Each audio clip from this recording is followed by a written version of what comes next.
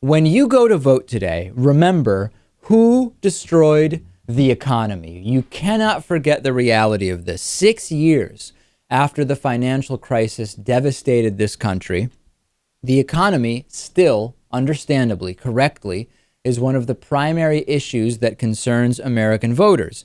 However, in spite of the fact that the economy continues to improve, many voters and right-wing media and right-wing politicians seem to continue to blame the problems with the economy on President Obama and potential solutions on, or at least allege that the potential solutions lie in the policy of Republicans when the reality is far, far different. Remember that Republicans have been focused on, quote, fixing the economy in great part by cutting the debt and deficit, which we know is not going to fix the economy. You cannot possibly cut your way to an improved economy.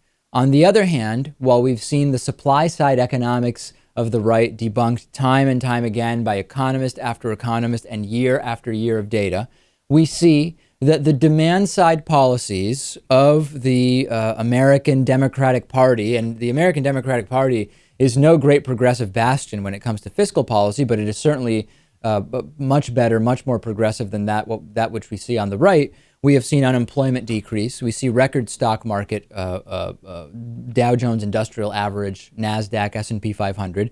We see consumer confidence increasing. We see real estate prices starting to go back up, but at a rate that makes a lot more sense.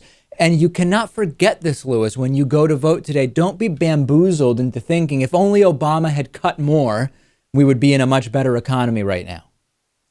Yeah, what would we do? Cut PBS? I'm not really sure. But yes, certainly Republican policies are not going to get us out of this. So we'll see what happens. And we need to remember that the spending, if what you care about most is spending, right? If really you've decided what I care about for figuring out if someone's doing the right thing on the economy is, are we cutting spending? Remember that the federal total spending of $3.5 trillion in 2014 is 2.7% lower than what was spent in 2011. It is 0.4% lower than what was spent in 2009. The last time that we had a 5-year consecutive decline in federal spending was the period from 1947 to 1951. We have seen President Obama preside, in spite of the fact that this is not how you get to prosperity, in spite of the fact that Republicans won't admit it, President Obama has presided over a significant decrease in spending. People don't know it, Lewis. No, and it could be argued that that decrease in spending just isn't significant. But, you know, it's important because spending has just increased for so long. So I guess you could call it a stabilization, if anything.